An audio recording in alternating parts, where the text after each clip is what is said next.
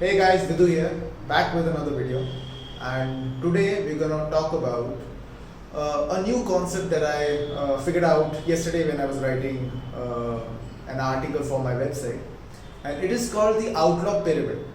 Okay, so this is how an Outlaw Pyramid looks like. We have the foundation, the layer 1 of the pyramid, which is based off strength. On top of that, whatever your favorite activity is, whatever sport you play, whatever activity, whatever you run, you walk, you play sport, you swim, you climb, whatever you do, foundation of that is laid by strength training or resistance training. Now the pyramid, now this goes like this. The foundation, whatever activity you like to do or you wish to do or you wish to get better at, leads you to so many other possibilities, because you are constantly getting better because of a strong foundation. And when you're getting better, your confidence level grows up, your confidence level goes up, and because of that you are taking in more opportunities, and because of that you're reaching where you want to reach or where you intend to reach. So this actually leads you to your purpose. Okay, kind of gets spiritual, but this is how it is. This is what we preach in Outlaw Lift, right? The workout is never an end. It's always a means to reach your life goals, your dreams, your desires, and where you want to be, who you want to be, right? Coming to the point of strength emphasis, why do we emphasize being strong so much, physically strong? Okay, because there are umpteen benefits to it. Because wherever you want to reach, if you get slid out of this pyramid, only your favorite activity is going to take you so far. Okay, because there are going to be limitations, and we see a lot of frequent limitations that your body gives into, your mind gives into, and because that foundation is not laid, you're not able to perform at a certain level or for a certain duration of time. Okay, we want longevity factor built in so that we could go do this, do what we love for our entire lives. So benefits of training with resistance, or resistance training, strength training, weight training. First one, balance, structure, posture.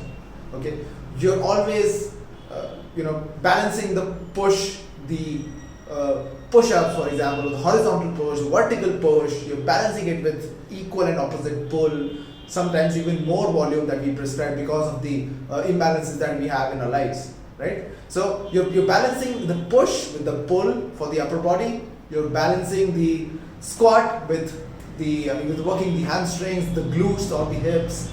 You're balancing your forward and your posterior musculature. That way, right?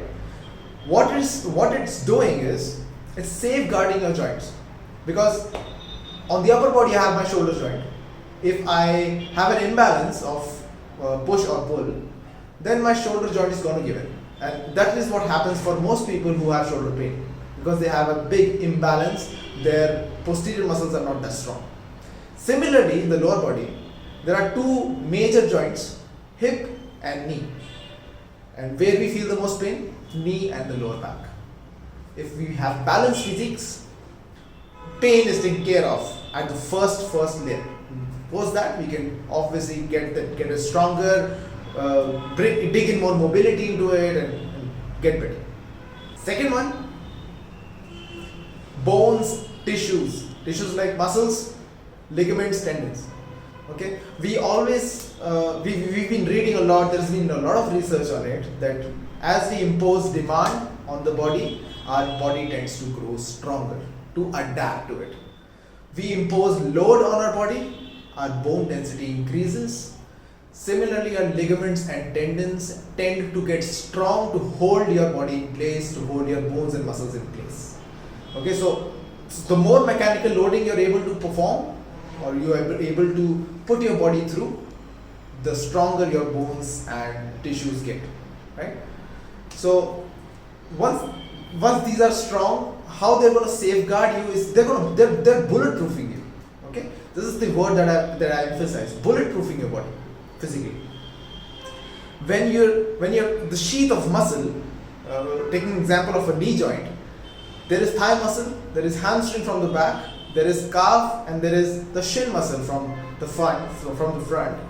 They are all locking that knee joint into place. And when you're performing or running or doing any other sporty activity which utilizes your feet, your legs, your patella is not going in either direction, okay, and causing you pain. It's locked. What is required to work is working. Your muscles are working. Your joint is not unnecessarily getting straight. Yeah. Planes of motion. Barring walking, running, which is like straightforward, you put one step in front of the other and you go the distance. There are several other sports that require you to move sideways, require you to rotate your body along an axis, right? For example, if you're playing cricket, you're hitting a shot, you're rotating your body. If you're in soccer, you have to shuffle sideways to maneuver the ball.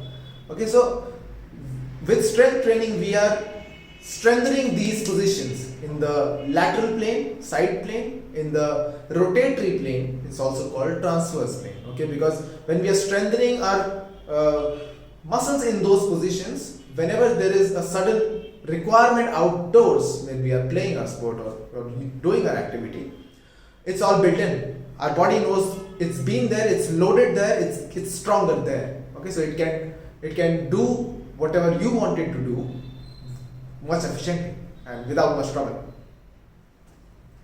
Next one. Now, one of the most talked about, core strength. Okay, it's a hot topic. Most people create a ton of content online on core training. However, here I'm not going to emphasize on how to train the core. Here I want to emphasize strength training in development of core. When I'm loading my body, for example, if I'm loading it in a squat, I have a barbell loaded on my back. In order to protect my body so that I don't crumble, my core, barring my hands and the feet and my head, whatever remains is the core. My core has to stay intact, has to lock my spine, because my spine runs from the back of my head to my pelvis. If it's moving and my core is weak and I'm loading a heavy load on my back, I'm definitely going to crumble. My spine is going to go hayward and there's going to be an injury.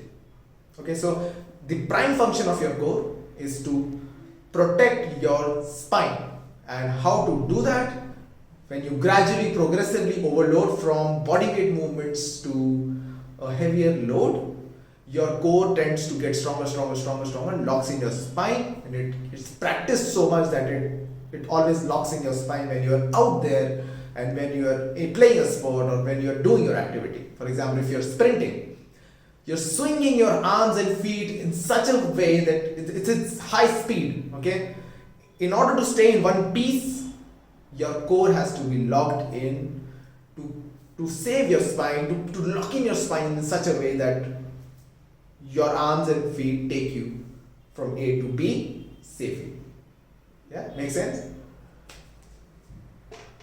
Next one.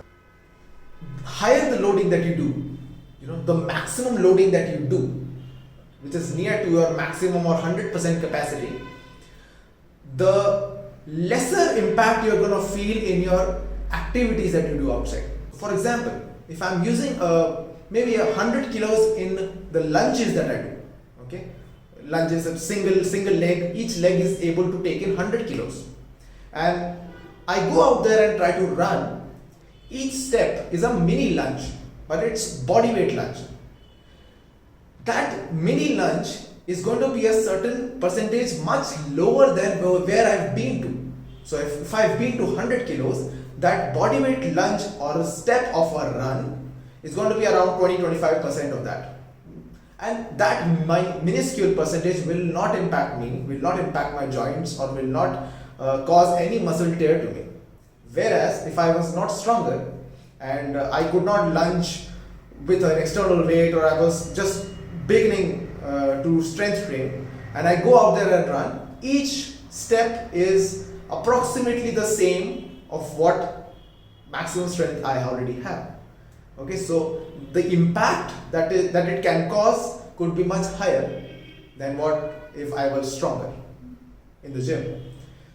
And what it does with that lower sense of percentage, you can go longer injury free, you can go faster injury free, and you can definitely compete in a much proficient manner, much efficient manner. No video comes to an end if we don't talk about fat loss. Okay, and how does strength training help you with fat loss?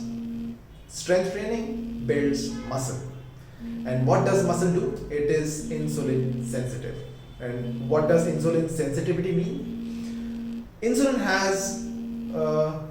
actually causes transport of glucose from the body to three major regions. It is liver, stored fat, and if you're lucky that you have muscle, it will store that excess glucose from your blood to the muscle known as muscle glycogen. Alright, and what causes your bumps is that glycogen. Alright, so whenever there is muscle in the body, you are always energy efficient, you are able to manage your energy reserves properly, and you are able to fight that fat gain that you might have if you don't have muscle, because your insulin is helping you get that excess blood glucose that might store as fat into the muscle, and it is utilized as glycogen in that muscle. Yeah.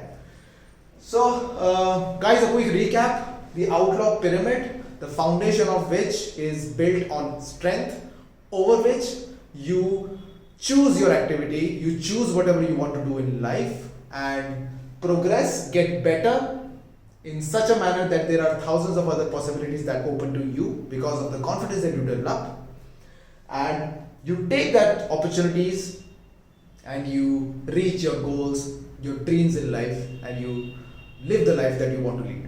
Okay, and this is what we this is what we would like you to do as outlaws, right? So in order to be the outlaw, you have to have the foundation of strength to do what you want to do, be who you want to be. All right, so guys, thanks for listening, and if you have any questions, please drop me in the comments. I'll be happy to answer them. And I've also written an article on this same topic, on the emphasis of strength in all your endeavors. Please give it a read. I'll link it in the description below. Thanks for listening.